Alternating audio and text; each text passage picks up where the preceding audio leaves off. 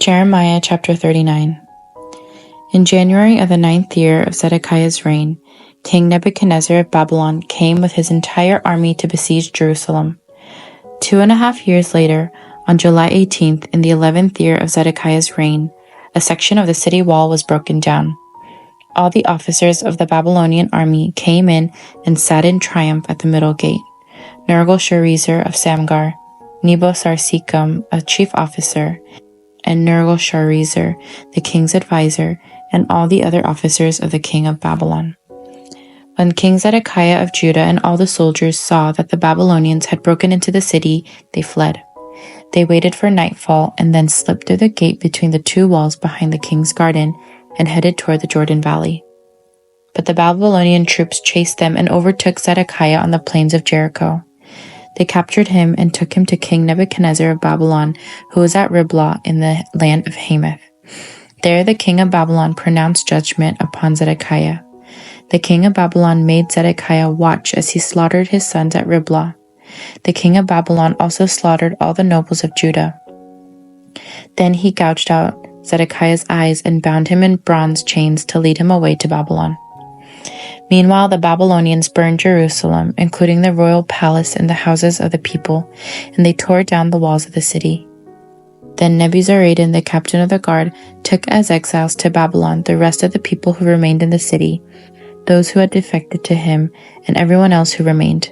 But Nebuzaradan allowed some of the poorest people to stay behind in the land of Judah, and he assigned them to care for the vineyards and fields. King Nebuchadnezzar had told Nebuzaradan, the captain of the guard, to find Jeremiah. "See that he isn't hurt," he said. "Look after him well and give him anything he wants."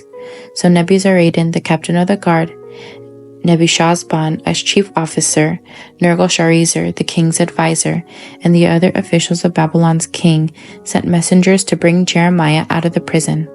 They put him under the care of Gedaliah, son of Ahikam, and grandson of Shaphan, who took him back to his home. So Jeremiah stayed in Judah among his own people. The Lord had given the following message to Jeremiah while he was still in prison.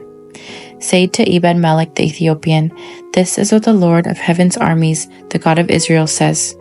I will do to this city everything I have threatened. I will send disaster, not prosperity.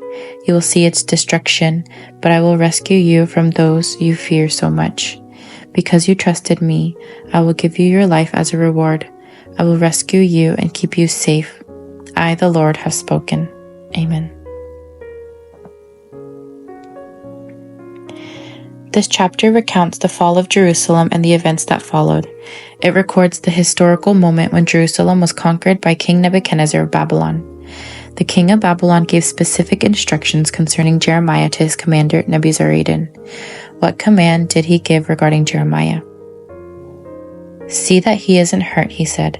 "Look after him well and give him anything he wants."